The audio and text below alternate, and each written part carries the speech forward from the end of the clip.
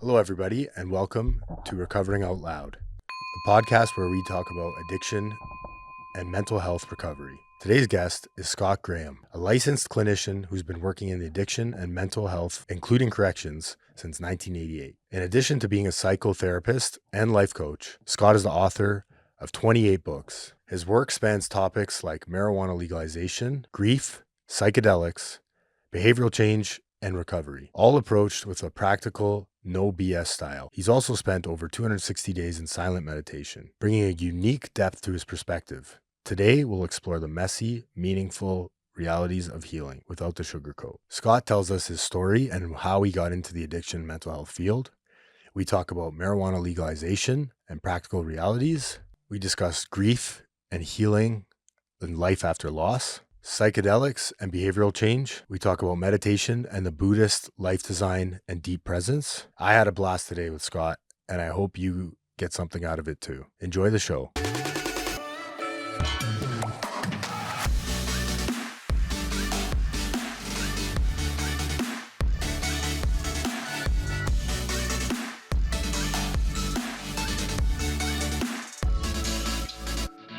Scott Graham, how are you doing today? I am doing great. It's really raining here, but I am still doing really great. Yeah. I don't know if the rain's ever going to stop, but I'm doing great. Yeah, you're calling in from Boston. I was about to say Boston. Yeah. I'm saying it like you, Boston, Massachusetts. And I appreciate you coming on and taking the time. It's amazing how the internet works, these days. I truly believe the universe, God, whatever you want to call it, puts people in my path, and I can choose whether or not to accept those messages or decline them, right? And you came Right. into my path, and I'm grateful for that because I'm very interested to learn what you have to talk about with regards to addiction, but also mental health as a broad spectrum. So why don't you get started and tell us a little bit about yourself, your story, and how you got into this field. So I'm actually in a lot of different fields, and I've been working initially as a therapist, substance abuse counselor since 1987, and started working in a collaborative program between Outward Bound, which is kind of like early Hoods in the Woods type stuff, and Beach Hill Hospital, which ran a substance use program looking for people who have wilderness skills and substance abuse stuff. And from there, I worked and managed an outpatient program for 400 and some people with the Vermont Department of Corrections, and then launched my own coaching practice, and then started writing books in 2015. And it's been like a roller coaster of books. I'm now working on my 29th book. Wow. I just published my 28th book, and they are on every single possible topic you can possibly imagine. I'm not kidding. Really, really. And so there's a lot of different things we can talk about. And if you're even bored about not wanting to talk about addictions, one of my most recent books is Sup With Your Pup. Those are my two dogs. I taught my dogs how to paddleboard. What? No information on how to do paddleboarding on the internet. And so I ended up writing a book about that. And I read everything. Yeah, that's amazing. I love paddleboarding. It's one of my favorite things. My wife and I go paddleboarding on Lake Ontario here, and it's true. There's no instruction manual on how to paddleboard for anybody. Like it's a pretty steep learning curve at the beginning, right? You get up and you fall a few times, and everyone's watching and laughing at you. But it's fun. It's a lot of fun. I love the idea of being out in the ocean with nature. There's something very special and calming about that. Yeah. Huge. Yeah. And there's very few things to keep you separated from your foolhardy decisions when you're out there. You have to be prepared. So I've learned, interestingly enough, I learned how to paddleboard at the same time I taught my dogs how to paddleboard with no information on anything.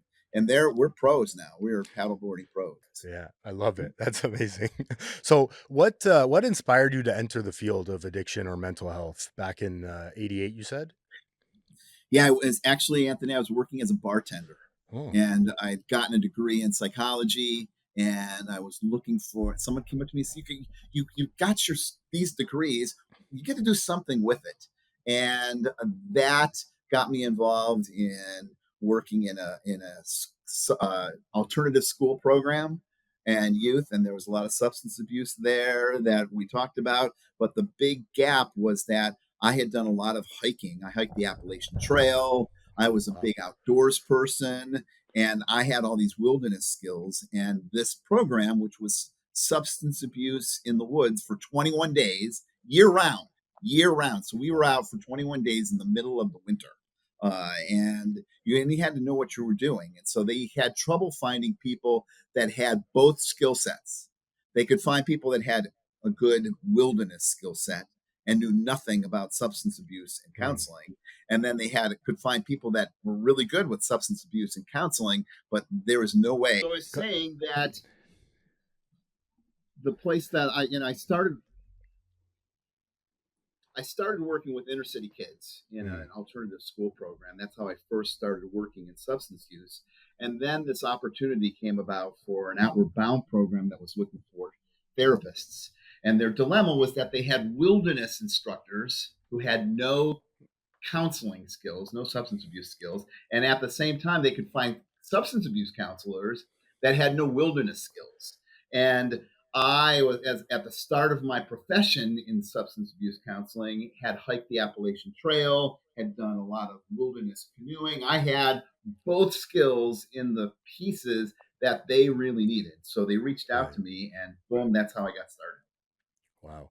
And the wilderness program, can you describe that a little bit? Because I know a little bit about it just from when I was in rehab. There were some guys that had gone to it. What is the wilderness program?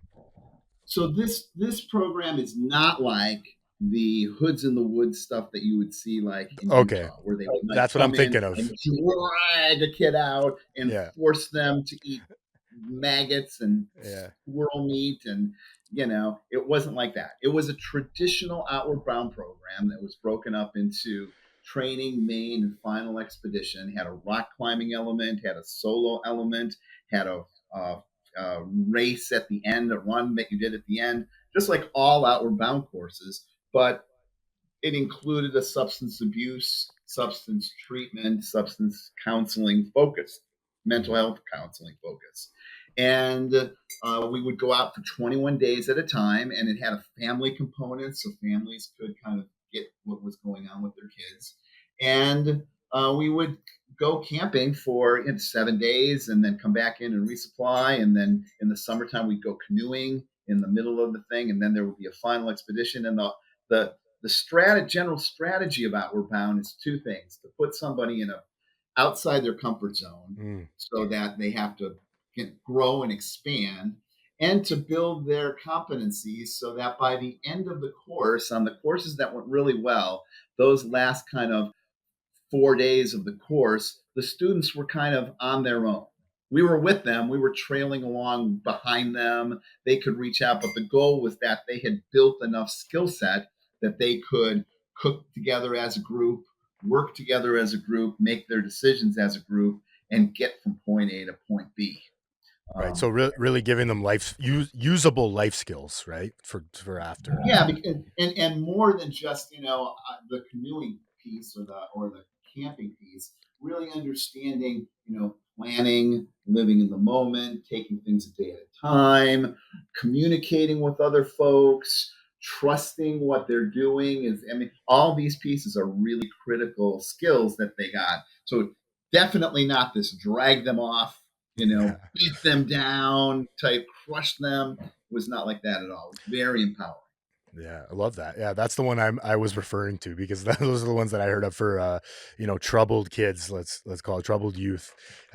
Was there a moment you would say, Scott, where that really shaped your approach early on? Like a moment Well, or a case that you worked with? what really shaped my approach in my own life was that I was a student on an Outward Bound course in Huh. 1984. It was a 10-day course in the Florida Everglades. It wasn't geared for youth at risk. It was an adult course. There I was in college at that time, and in my early 20s. And the philosophy of Outward Bound, which is really summed up in their motto, which is to strive, to serve, and not to yield, Hmm. really has shaped my entire, and it's really shaped my entire life, even to this day. Huh. Um, Awesome. I want to get into the marijuana legalization because that was big here in Canada when that happened. For a lot of reasons, dispensaries started popping up all over the place, and we started knowing a little bit more about what we were putting in our bodies in terms of, you know, uh-huh. I'm THC looking and for books. and love it. There we go. Determining That's the book. marijuana. Yeah, love it. What from your clinical perspective, what do you think the most misunderstood aspects of the legalization of marijuana is today? Well, there's a couple of pieces. It's gone too fast. Mm, It has gone too fast, and so we now have had this proliferation of marijuana stores, which without any consistency among marijuana products. And one of the biggest issues, I think you just had hit on it. You said, "What do we call these places around Canada?" They are called marijuana dispensaries, yeah, yeah, dispensaries. There's all of this medical terminology that goes along with it, and it's not by accident. It is not. It's strategic. mhm, So we talk about doses, we talk about dispensaries. It's this medicalization, and that's going to be a problem. I'm not saying that that it's people are working toward that problem, but the consequence of that is that someday, if it hasn't happened already, you're going to have somebody say, "I need to be stoned all the time because it's my medicine. I yeah, need to take my medicine, and that's going to be help me get stoned all the day. That's what I have to do to get through work." If somebody was anxious about their job, and just put this into perspective, someone was anxious about their job and said, "You know what? I need to microdose tequila all day long." We'd be like, "What? What? yeah, What? What did you just say?" Yeah, yeah, yeah. I take a half a shot at 9, and then I do a shot at 10, I do a shot at 11, and I'm not intoxicated because I'm below the legal limit, but it just takes the edge off. I'm yeah, microdosing tequila. We'd be like, "Get out of here." yeah, That's a real possibility that can happen, and someone's going to say, "You are violating my rights because this is a medical condition, and I need to be stoned all the time." That's just mm, one of the consequences of this haphazard slapping it all together. yeah. I would it's almost, as you were talking there, I was thinking like it's helping me, right? And that's the excuse you hear a lot in addiction and recovery circles is like it's helping me, it's my medicine, it takes away the edge off, if you will, right? A lot of people come in saying that. So yeah, it's funny to think of it like that for sure. Um People say the you, same thing about alcohol. It's yeah, helping me, right? yeah, It helps me be more relaxed. I'm trying to meet people. I can talk to people better. People don't start taking heroin because it's hurting them. yeah, They take it because it's helping them for some reason or another. They're getting something positive from that. yeah. It's only after a while that they're like, "Oh shit, uh, this is not the fabled promised land that heroin was said to be." Yeah. Yeah. Hey, it's true. Like I wouldn't have got into drugs and alcohol if it didn't do something for me at first, right? And then it becomes just problems, right? It's fun with problems and then just straight problems after that. I can't hold up my job, I can't, keep my relationships intact. I can't, have any goals or aspirations because all I care about is the next high, right? Right, right. Yeah. So that's just one outgrowth. The other outgrowth that's kind of related to this is that there is, and this directly addresses substance abuse treatment. We have no idea what the hell people are taking when they put this in their body, and so all I'm suggesting is that what we need is a standard. There is more information on the back of a box of Oreo cookies than Mhm. there are, and that's appalling. And that's really appalling. It should be appalling Yeah. that than there are in these marijuana products. We need a consistent, like we can look at a box of Oreos and say this is how much fat is in it, and we can look at a box and we know what the serving size is, and we can look at a box of potato chips and say this is how much fat and this is what the serving size, Doritos serving size, all the way across everything. You cannot do that with marijuana products. So it's a crapshoot. And go low and go slow, or whatever the hell they're saying these days, is just a baloney. It's just, that's baloney. Can you imagine if they did that? Well, this is what we're teaching you since you've had 3 DWIs. Go low and go slow and go low. Yeah. Then people will be like, what? Oh yeah, you've got an issue with cocaine. This is what you need to remember. Go low and go slower. Go slow and go lower. Whatever the hell it is. People be like, what? When you take the marijuana out of the equation and replace it with any other substance, it's like, that's crazy. Yeah. We know. Do they have proof in Canada? When you buy your liquor, do they talk about it in proof? We don't normally, no. I would say when people make it themselves, they talk about it in proof, like moonshine over here, or Yeah. in the Italian culture, it's called grappa, Mhm. or they talk about it in proof, but mostly it's the percentage of alcohol that we Okay. talk about. So that's clearly you get a thing that's 40% alcohol, or it's 80 proof, right? That's 40% alcohol. It's proof in the United States. That translates to 40% alcohol, right? And that's different than something that's 200 proof. It's 100% alcohol, and so you can tell what you're getting. You can pick up a beer and it's got a percentage of the alcohol in it, and that if you get a beer, you drink the same beer that's 6% and one's 3%, that's going to impact you differently, much deeper, because it's got twice the amount. There's not that with marijuana at all. Yeah. At all. I think too, and this leads into my next question, but the legalization of marijuana has, I mean, at least when it comes to alcohol, a lot of and I know myself, a lot of the time it was like, I had this justification in my head. Well, it's legal. I'm not doing anything wrong. Right. And so now that's kind of translating into the marijuana thing where it's like, well, it's legal. So I'm not doing anything wrong. It's not that bad. At least I'm not doing heroin. Meanwhile, marijuana does take down lives, right? It's all how you use it. So how has the legalization impacted your clients in their recovery? It's been one of the pieces that I do here in America now. One of my main substance abuse gigs is working as an SAP, substance abuse professional for the Department of Transportation.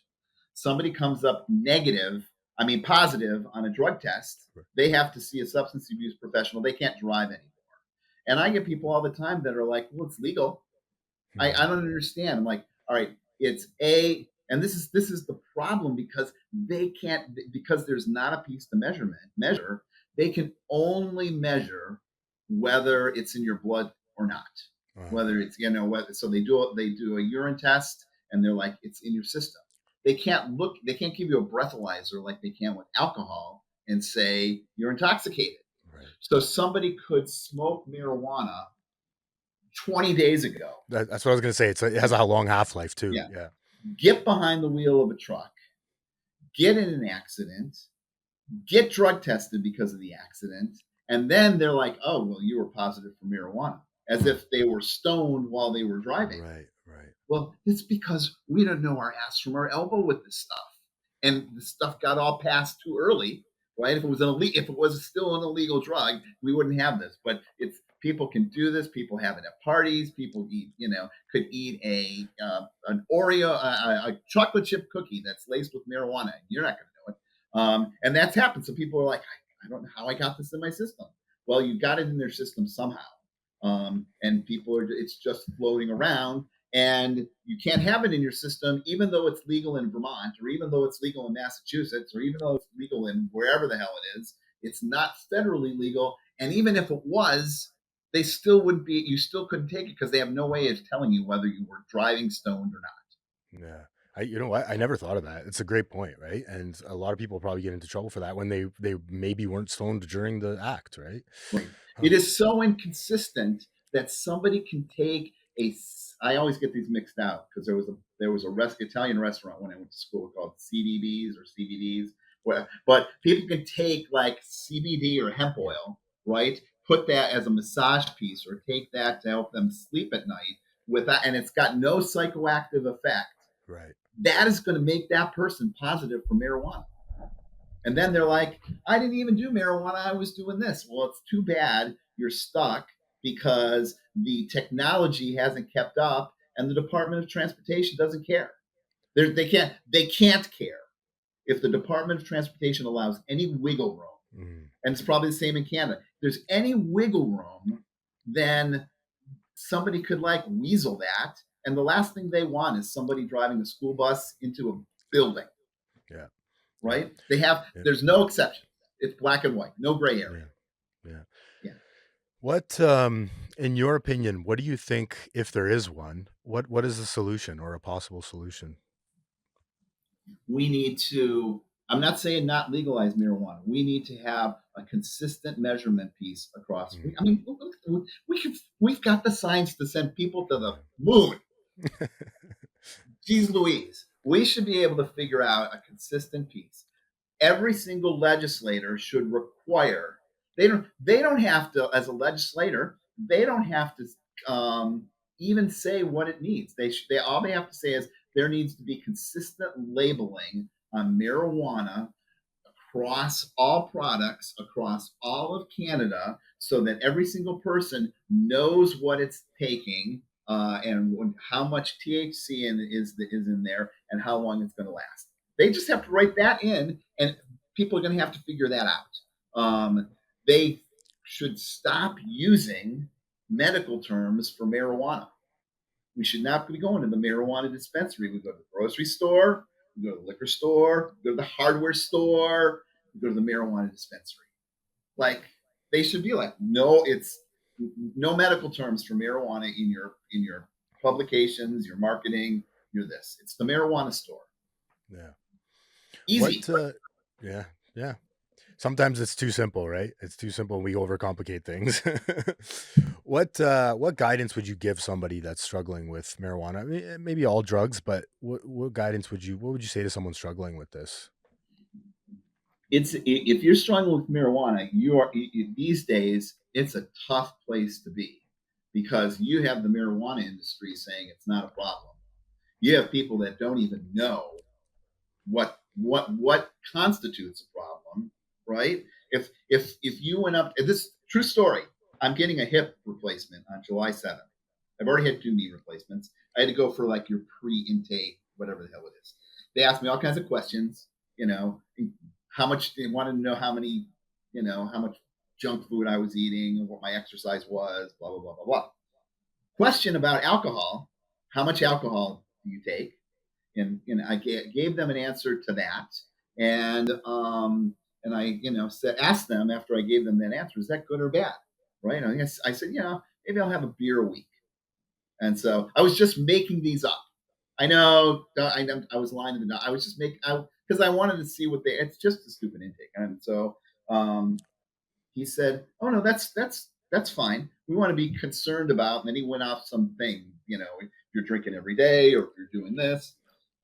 Not even, in substance abuse, what we used to call, relief drinking.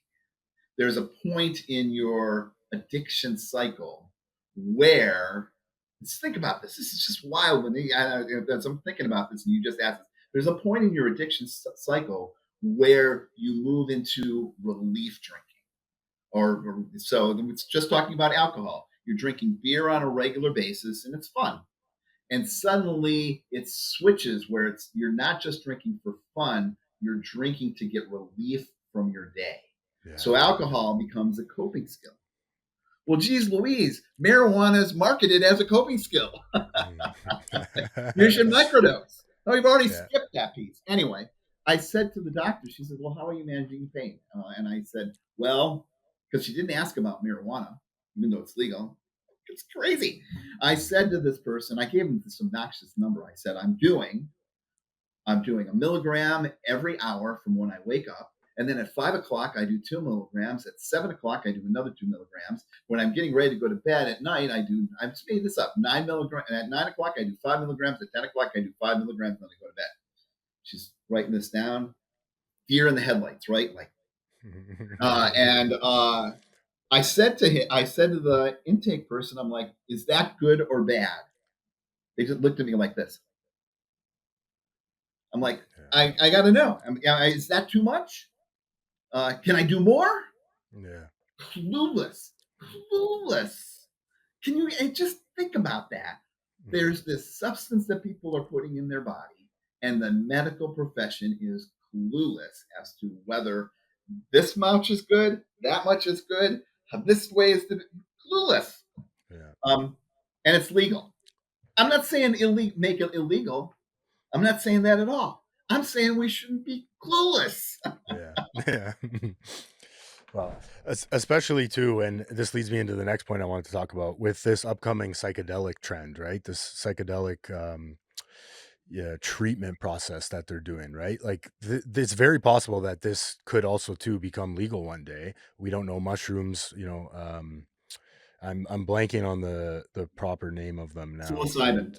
thank you, That's psilocybin. one here. Yeah, Yeah. yeah. Yeah. I've written 4 Eh, books on psychedelics. and so what's your take on, current interest in psychedelics for mental health and addiction? I would say, that uh, psychedelics are following the same trajectory like marijuana. It's being promoted as you hear people say, I have to take my medicine, Mm, medicine like that. It's even, they're not saying dosage. They're saying, this is my medicine, my sacred medicine they have to take. And the there's some focus around microdosing, but the real focus is doing these for the average person as it's unfolding is doing these psychedelic experiences. So I've never done psychedelics before. I'm looking for a thing that's going to pick a topic, help me be a better manager, help me be a better husband, help me deal with anxiety, help me deal with depression, help me grow my bald hair back, help me, it goes on and on and on and on and on and on and yeah. on. And so what you do is you do this psychedelic experience, which is to take this, in a 2-hour block and then apply it to your life. We Now here's the shtick. Now I've written 2 books on this. Got to show these. Hold on. No problem. Yeah. What happens when you write a lot of books, right? So we've got the psychedelic preparation workbook. Now, interestingly, I've written 28 books. This is the #1 bestseller right now. Huh. More people Wow. are selling like hotcakes. Yeah, that says a Um, lot. That says a lot about society. Yeah. Yeah. nobody's buying the Buddhist book on how to be better, live a better life. That's in alignment with Buddhist ethical principles. We But want shortcuts. they want, but yeah, that's the world we live in. Yeah. We want shortcuts. And then this is the other book, which is the psychedelic integration workbook. This is so one's a before and one's an after. And I wrote them and have done this stuff because if the psychedelic wave hits, I want to be ready to paddleboard on top. I'm just Yeah. sitting on the paddleboard in the ocean now, waiting, ready to go, all geared up, with the 2 dogs. But I'm the truth of it. I don't want. I'm going to minimize this. So we talked about Outward Bound earlier. My that was my experience, and so Outward Bound would do these 1-day programs, 3-day programs. An outgrowth of Outward Bound called Project Adventure, doing ropes courses, would do these experiences, push people outside of their comfort zone, challenge them in ways. And what they would do before they did these intense weekend or even 1-day experiences, they would do all this preparation work. What kind of person do you want to be? What's going to be important to you? Blah, blah, blah, blah, blah. They do this, and there'd be this almost therapeutic element around the experience. Oh my God, I said I didn't want to be, I need to listen to people more, and I just spent half the day not listening to people. Right. Ding, ding, ding, ding, ding, ding, ding, ding, ding. Then they would do integration afterwards and say, all right, so now that you know this about yourself, how are you going to change your life? Let's come up with a plan now that you've had this big insight from this peak experience Yeah. that this is the thing. You've prepared, you've had this peak experience. Let's talk about how you can change your life. Take action. It's the same damn thing as psychedelics. And then psychedelic people are going to be like, no, no, no, no, no, no. It's the exact, there's this experience that you have that gets wrapped up with some pre-work and some post-work. And how's your life going to be different? That is the model for psychedelics as it's going out there. It's the same thing we did in Outward Bound. It's just wrapped in a different wrapping paper. Yeah, an easier, softer way, if you will, right? Yeah. For some people anyway. I've heard some people have some very, I've never done psychedelics. um my experience with them, and this is just my experience, right? I'm not an expert in the field, but I was very close to doing an ayahuasca retreat. I signed up, I paid the money. Some shaman, is it, I believe they're called. Mhm. Yeah, she was gonna take, she takes a group of people up north. I was recommended by a friend who had something had changed about him. I had seen some sort of serenity in this guy, and I was very interested. I wanted to find God. I wanted to find spirituality. And I was talking to my therapist one day. She's an addict as well herself. And she said to me something that changed my perspective of it. She said, "Do you know anybody that has done one psychedelic trip, one psychedelic experience, one?" And I thought about it for a while. And in my circle, my experience, no, I've never met somebody that's done one. And she said to me, "Well, what's the chances? What are the chances that you're just going to stop at one? How do you know this isn't going to become your addiction?" And that's why I say, from my perspective, I know today that it's not for me. There's other ways to find a spiritual experience, to find God for me. But it's a slippery slope, this psychedelic thing for me. Although I'm very intrigued in it, I believe it helps a lot of people, and the data and the studies that are coming out are very promising. I'm excited to see where it goes. But for this addict and alcoholic, I don't touch it today because I don't know what's going to happen if I do. Right? So let me ask you this. This is an important piece. So think about this before you answer Yeah. this. Why are you intrigued? Mm. What is the intrigue about? What is, because you use that word specifically. Yeah. You're Yeah. intrigued. Yeah. What's and it's important. Your answer is important because I think it's going to relate to a lot of the listeners out there. Why are you intrigued? Yeah. It's a great question. It's a fabulous question. I think originally I remember there was a point in my life where psychedelics kept coming up in social media, in it was showing itself to me. I Mhm. had another therapist that was talking about her psychedelic experience. And so it started opening these doors to my mind where these people were talking about it with such vigor and such enthusiasm, and how it really helped them. It was very hard. And they talked about, meeting the devil and meeting God and all these things. I think for me, ultimately, I wake up every morning, and my goal, maybe not every morning, but my ultimate goal is to find this God, this higher power. I think I've found it, through recovery work, through 12-step work and other stuff like that. But I think for me, I want that shortcut. If I'm being honest, I want the shortcut to spirituality, to God, to a spiritual experience, and I want this experience that I don't have to work for, essentially. Yeah. No, you hit it. I knew you were going to say that. In our just brief time of knowing each other and knowing about your history and your experience, you would get it. So there's two pieces to that. The intrigue is almost grounded in addictive thinking. Right. There's this magical thing on the other side. Right. Right. Once I have this, Yeah. once I've gotten to that point, I'm awesome. I've got it 100%. all. It's awesome. It's 100%. bullshit. It's the same thing that you see somebody gets in recovery and then they're buying trucks and cars and planes and boats and everything. Because once I get to that, it will. Or they get clean and sober and then they're struggling in their relationships because they're bouncing from person to person. Right. Right. They're grasping all these things. Right. And the second piece that you talked about is this shortcut mentality. It is the Nutrisystem version of losing weight, right? Yes. Yeah. Like, come on, the weight loss is easy. It's not. It's not. It's not. It's difficult to do. It's challenging. But the solution is easy. It's Exercise simple. more, Yeah. eat less. It's It's pretty simple. simple. Yeah. But Yeah. we get these cans of shit, boxes of that. Do this, Pills. take Yeah. this pill. I now have to take um uh, Pensic, or I don't even know what it is. But something again, this is Ozempic. Yeah. Ozempic. Yes, Ozempic. it's GLP-1. yeah, Yeah. yeah. It's this will solve my problem. No, no, no, no, no. You know what's going to solve your problem? There's only one thing. There is only one person who's going to solve your problem. Mhm. This guy. That's Yep. you. That's This guy. you. You Yep. you cannot, even if you go even if you go to work some sort of recovery program. Go to any of the pick a recovery program. You just can't stroll in the door and be a rock. You have to do the work. Yeah. Yeah. Supplies. Yeah.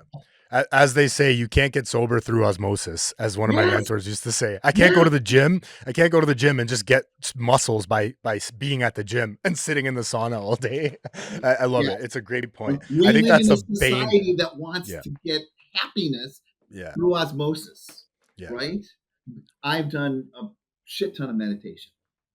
That's hard work to do that meditation. It is. Yeah. And we are inundated with apps, programs, little meme things, and just where you can like meditate like a Buddhist monk with 60 seconds of your life. I know the secret. Yeah. I know the secret. Yeah. Yeah. It's- Or, right, or, right, or, yeah, take these 5 steps, right? right, Five steps to be a good meditator or a happy person or a better wife or husband, right? right, Yeah, right, it's right. so It's true. the same thing with psychedelics. It's the same. They're pitching that piece. And once psychedelics is gone, I don't know. It's going to be, medicinal enemas. It's Yeah. who knows what it's going to be. It's just a long list of bullshit. Yeah. Um, yeah. I love it. The work comes from within, right? And I have to learn to love myself, to know myself. I have to know myself first. I have to find out who I am, what I'm about, what drives me, what makes me do things. And then I have to love that self, right? You talked about meditation, and I it's an interesting subject for me too. Let's pivot into meditation and Buddhism and how that helps you. You spent 260 days in silent meditation. Is that Yeah, not all at correct? once. Not all at Right. once. I'd be like to be like, oops. Yeah. I That would didn't be eat for great. 260 days. Yeah. I 10 days, 12 days, 11, 14 days at a time. Wow. And then added them all up. And What I what will was that tell you like? that meditation and recovery, meditation and sobriety are like this form of meditation and sobriety are kind of interformed. Yeah. And I'll give you the shortcut piece of this. The shortcut piece. Follow 9 me. easy steps. The the reason that one of the things that you discover in the people, first of all, forget, they think that meditation is supposed to make them farting rainbows and being on a cloud. That is Yeah. not the purpose of meditation. Absolutely not. Never has been. Ever, ever, ever. If you are hearing that from someone, they are filling you a line of BS. Meditation is like, you talked about going to the gym. Meditation is like going to a gym. Meditation is like working a recovery program. Meditation is like monitoring your food and eating well. You monitor your food and eating well, not because you're looking for something in that piece. You go to the gym not because you love, sweating and pumping weights and being uncomfortable. You go to the gym because you don't want to have a heart attack. You want to be able to go up the flight of stairs better. You want to be Yeah. able to Yeah. do your life better. Yeah. All these things are geared towards this outcome that's this far away. Steps. Yeah. Steps. Yeah. You work a recovery program not because you say, God, since I was a little boy and people said, what do you want to do when you grow up? I said, I'd like to work a recovery program and talk to people and talk about, I want to talk about all my issues. And you work a recovery program because it helps you become the person you want to be. It's some recovery program that there's even pages where they talk about promises. This is why we're doing it. This is what we're going to get. That's why you work the recovery program. Same thing with meditation. And what happens, that's the truth. If someone's telling you it's going to make you fart rainbows, they're lying to you. So then what happens after you work this? What you start to realize is that we have these sensations on our body. So you start off with like breathing, and then you focus on sensations, and that's it. It's very simple. You're focusing on your sensations going all the way down. But then what happens is while you're doing this piece, your relationship with your mind comes to play. And what you discover is that we're in this on just basic sensations. There's pleasant sensations and shitty sensations, good sensations and bad sensations. We respond with grasping for the good sensations. We want them. We chase them. Crave them. Yeah. We can't stand the bad sensations. We can't wait for the pain. And we build all this drama in our head. Huge amounts of drama, huge amounts of pieces around these sensations. And one of the things that you discover is that this is a huge insight for people in recovery, is that you're not addicted to alcohol. Mm. You're not addicted to marijuana. You're not addicted to cocaine. You're not addicted to heroin. You're addicted to the sensations, the pleasant sensations that. Yeah. And so it doesn't matter what the thing is. There's a pleasant sensation that comes when you buy a car. There's a pleasant sensation that comes when you're chasing after something, right? Yeah. And you get that car, and then it comes home and it's like, Yeah. yeah. And now I need a speedboat, right? Yeah. Now that's what you're chasing, or relationships or sex, right? There's a pleasant sensation. You're surfing around, you internet porn, whatever, and then boom, it's over, and then you're chasing the next piece, right? Yeah. You start off with internet porn, just watching two people have sex, and the next thing you know, you're like watching like, God, I didn't even know this was possible yet. Because they become desensitized to that stuff down here, and then Yeah. it's addiction. You just need more. You need Yeah. Chasing that dopamine, right? It's you're, dopamine you're all day. chasing Yeah. the sensation, Yeah. Yeah. and that was such an insight for me. The other piece that happens is that all of these problems, and this happens in real time. This is not some bullshit somebody telling you. This is not some book you're reading. Your experience yourself is that there are pieces on a 10-day course and that you experience balance around that. You're not chasing the present. You're not chasing that. And and the balance comes when you are completely in the present moment. Right. Where do we hear that from? One day at a time. Stay in the present moment. Live in today, not tomorrow, not this, not yesterday. Stay in today. That's where you're going to find happiness. But in the actual micro application of physical sensations on the body, you find that your coolest, your chillest, your most awesomeness comes when you're not chasing them. And that happens when you're totally accepting what it as it is, not as you would like it to be. Right. I love that. Wow, And there's a there's a Buddhist lot of good phrase. Here we stuff. go. This is my favorite Buddhist phrase. I talk about it in my books. It is yata bhuta. And that translates to as it is. Mm. As it is. With the people get sober, what do they hear? Accept things as they are, right? Yeah. Not like you want it to be. You're not the king of the world. Right. Right. Right. Yeah. I'm not yeah, I love that. I'm not the sheriff of the universe, right? Just because Right. somebody's not living according to my plan, it's okay. I don't need to judge things. I don't need to judge thoughts. I can just accept them, kind of laugh at them sometimes because there are some crazy ones that go through my mind. To me today, it's like, oh, I'm doing that thing again. Oh well, like what is this about, right? And just accepting it and moving on. I love that. I love that. You write, Scott, you read a lot about grief and healing from grief and life after loss. What's your experience with that? So I'm going to find this book. Where's this book? Here's the other book. I just wrote this book. So Come there's as you are. Come as You Are. I've written 4 books on grief, and this is the 4th one. And they're all Come as You Are. Couldn't decide on the title. The first one I wrote during COVID was called Come as You Are: Meditation and Grief. And then 3 years later, I wrote another one. I couldn't think of what to call it, so I called it Come as You Are 3 years later.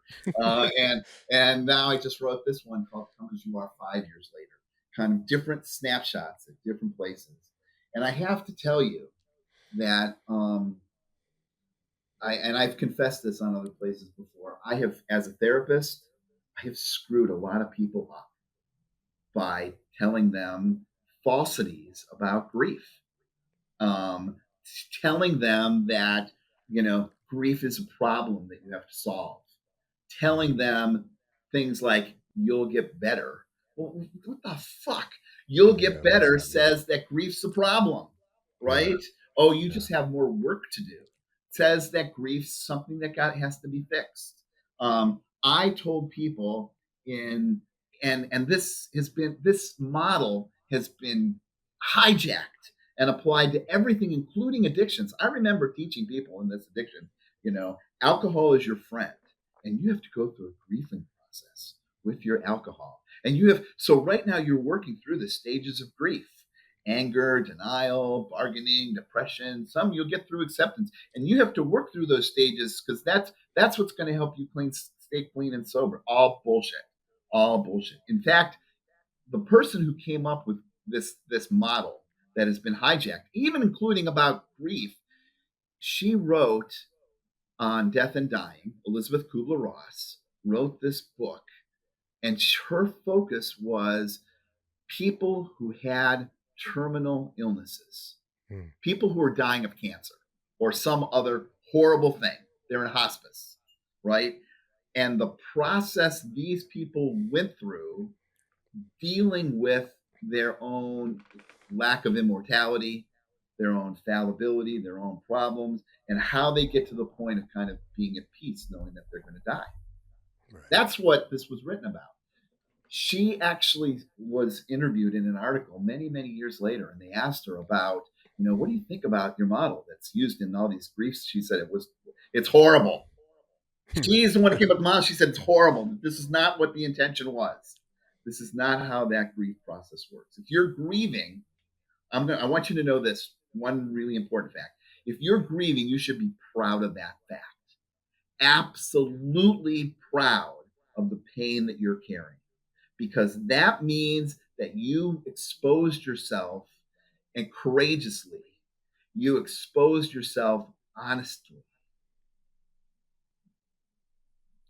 And you lived your life in such a way that you loved so deeply that you now have this pain that you're carrying around with you. You should be excited that you live that way. Not trying to get that. I don't want anybody to take away my grief, because that's the flip side of the coin.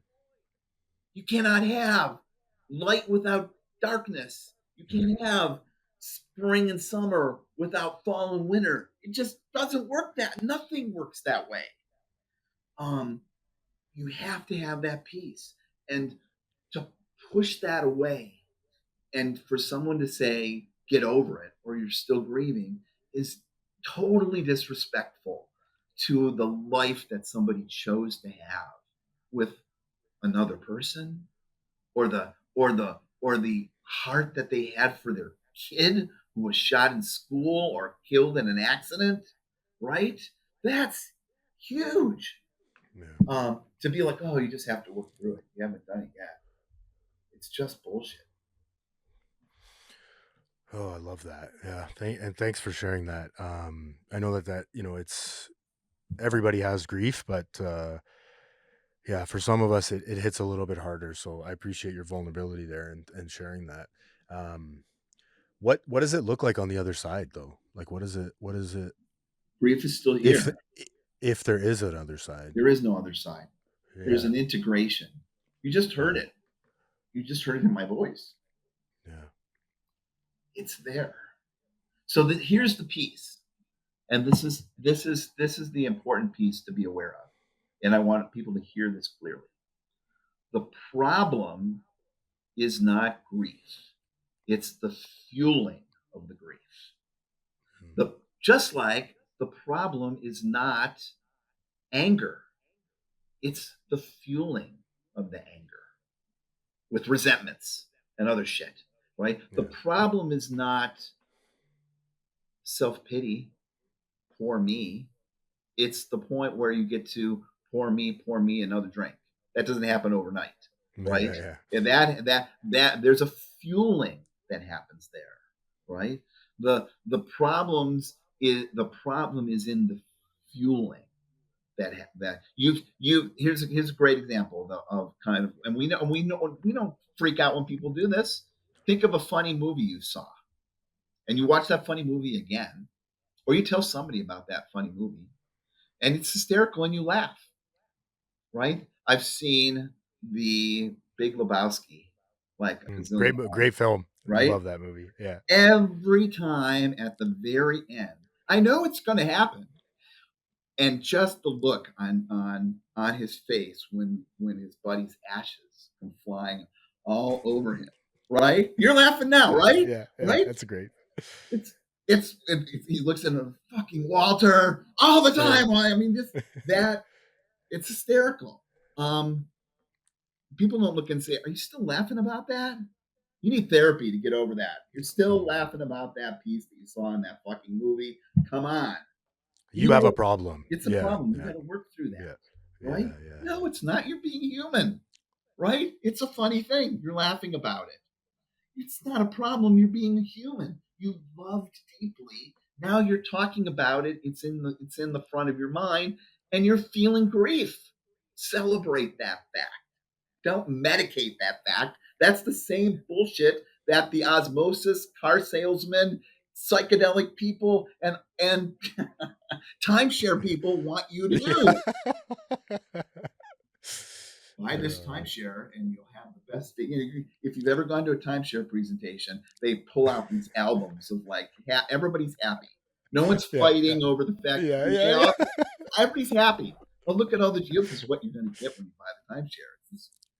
Um, and that just fuels that piece. It's crazy. Yeah. I love it. I love it. Oh man. Yeah. You know what, Scott? I appreciate you, man. I learned a lot today. I hopefully my listeners, and I'm sure they will get something out of it. Where can we find you, Scott? Where can people find you? Social media, books? How do we buy your books? Where do So we the find you? easiest way to find me is to just Google, like at the bottom of my books, it says G. Scott Graham. If you Google G. Scott Graham author, Google will give you, or G. Scott Graham books. You'll get a ton of links. They're available everywhere in print, on Amazon, on Barnes and Noble, on Nook, on Apple, on Google Play. They're everywhere. They're everywhere. Amazing. And a number of them are free. A number of them are free. Oh, wow. Awesome. Amazing. Well, I had a great time. Thank you so much for coming on and making time for me and my listeners. I appreciate you and keep doing the good work, my We friend. do. I'm gonna have to come back. We didn't even talk about the Buddhist book here. We're gonna have to come and talk Yeah. about Buddhist Well, we'll psychotherapy. do another one. Yeah, and then I wrote a book on the bucket list, on Bucket list. using a bucket list because people are grasping things, right? You use the bucket list to reverse engineer your life so that you're living a life that's in alignment with your bucket list. It's for people who Huh. say, I don't know what the hell I want to do with my life. Well, you have a bucket list. Let's come up with the bucket list and then work backwards and design your life. And then you don't need the bucket list because you're totally living a life that's perfect. Love that. Love that. Perfect for you, right? Yeah. Perfect for you. Exactly. Yeah. Perfect for you. Yeah. Yeah. Amazing. Well, thanks, Scott. I appreciate you. Thanks.